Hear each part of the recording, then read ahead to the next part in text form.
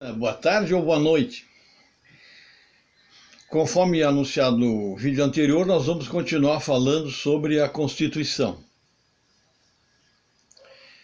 Para que haja um entendimento melhor, eu vou dar um exemplo atual sobre o que está acontecendo com a Constituição.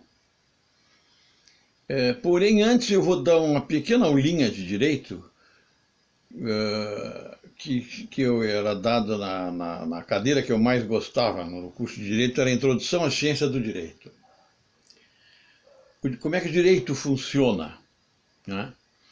A vida real acontece, os fatos, os atos e os fatos, as pessoas circulam, trabalham, estudam, compram, vão ao cinema, andam de carro. Elas, teoricamente, imaginariamente, são esses atos e fatos todos têm a incidência transcendental da luz da lei, da norma, a incidência da norma sobre os fatos. Assim que funciona o direito.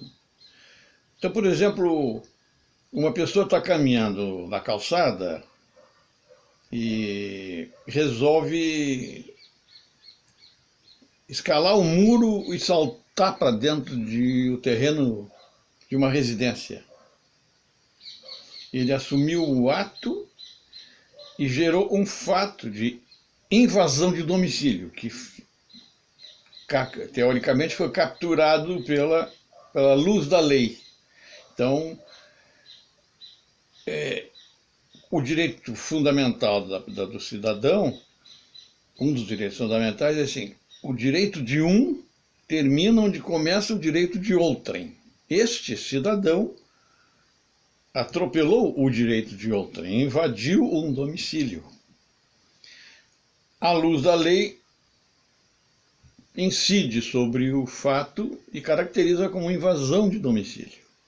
Essa pessoa, lá dentro da invasão, poderá furtar uma laranja ou um eletrodoméstico, seja lá o que for, aí vai cometer outros crimes.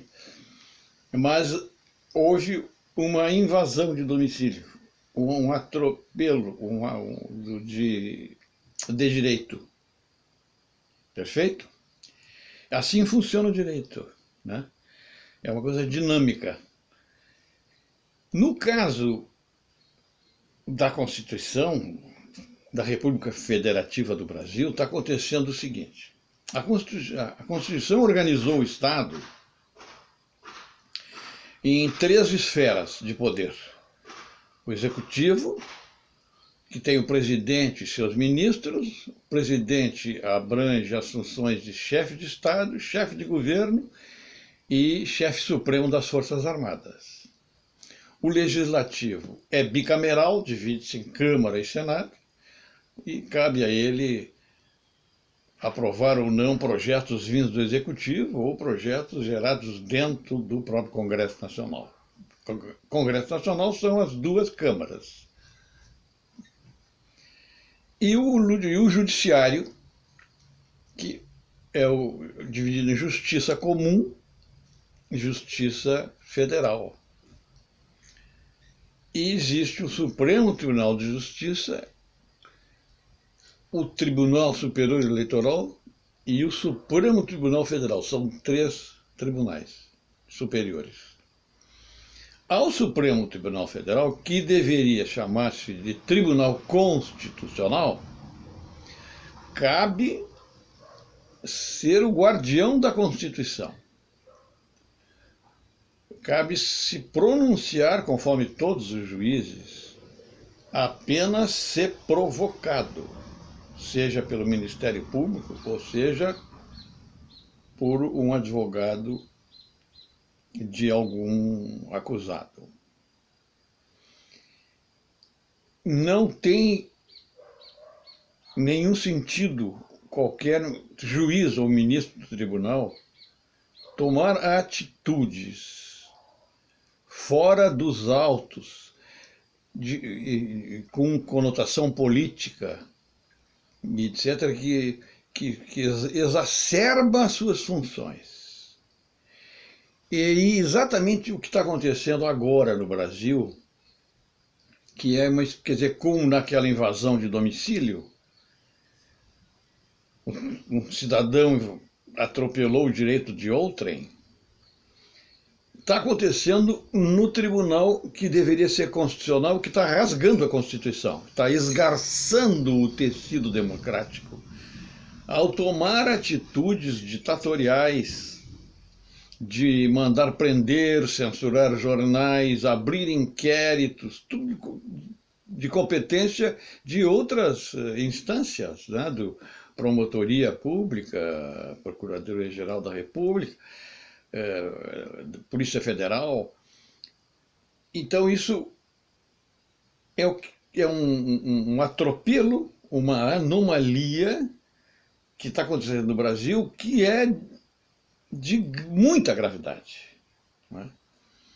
Rui Barbosa, há mais de 100 anos, dizia: a pior das ditaduras é a ditadura do judiciário, pois contra ela não há a quem recorrer. Então, por isso, é muito grave o que está acontecendo. Né? Alguns ministros do tribunal estão, do Superior Tribunal Federal, estão agindo politicamente, procurando desestabilizar o executivo, defender interesses espúrios. Tá grave a coisa. Só existe uma maneira de resolver isso. E isto está previsto na Constituição, artigo 142. O presidente da República pode, por razões de segurança nacional, decretar fechamento do Supremo Tribunal Federal, a destituição dos seus ministros e as suas imediatas aposentadorias e promovendo a criação de um novo tribunal com uma nova sistemática de seleção, de escolha de ministros. E se o Supremo Tribunal Federal continuar exacerbando, continuar atropelando a Constituição, não caberá ao presidente da República outra decisão que não essa. Então vai se criar uma crise institucional grave, forte. E o que parece é que os ministros que são do Supremo Tribunal Federal, 7 deles foram nomeados nos últimos governos, estão a serviço de quem os nomeou. Então é um jogo político pesado e que está realmente deixando a situação muito delicada em termos institucionais, por ataque à Constituição. O presidente reluta em tomar essa atitude que a Constituição lhe confere esse direito, para não criar uma crise institucional pior. Porque, de repente, quem sabe não seja isso que eles querem. Eles estão provocando para que o presidente tome uma atitude drástica e seja motivo para quererem acusar da volta da ditadura, essas coisas. Então, em termos constitucionais, em termos de Constituição da República Federativa do Brasil, o momento atual é propício para compreender melhor o mecanismo do direito, o mecanismo da Constituição. Né? Acontece que o Brasil é aquele floresta de leis, né? A Constituição tem 250 artigos e mais 97 atos e disposições, e em 32 anos, corrigindo, no vídeo anterior eu falei 22, em 32 anos houve mais de 100 emendas à Constituição.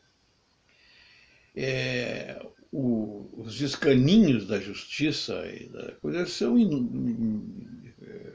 incontáveis. As complicações, recursos e outros recursos. O Brasil é o único país do mundo que não prende um condenado em segunda instância. Isso é mais uma ação nefasta desse Superior Tribunal Federal. O que tem que se fazer, e aí é que eu vou repetir agora o mantra do meu livro, que tem a frase do Platão que eu uso, o preço a pagar por não participar da política é ser governado por um inferior. Participar da política não significa necessariamente se filiar a um partido político, significa discutir com os vizinhos, com os filhos, com os pais, com professores, e procurar compreender melhor e buscar fontes. No meu livro tem todas as fontes confiáveis para se basear. É uma espécie de guia, né? Então, quem quiser adquirir o meu livro, Reflexões sobre o Brasil,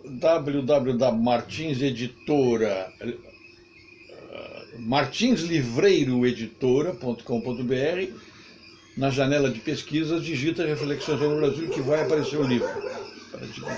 E também eu sugiro que vocês se inscrevam nesse meu vídeo aí no YouTube, né? Para a gente ir debatendo críticas e vamos construindo reflexões sobre o Brasil capazes de criarem uma nova geração de brasileiros. Né? Nos Estados Unidos, em termos de Constituição, não existe direito constitucional. A Constituição é estudada na escola, são 7 artigos e 25 emendas.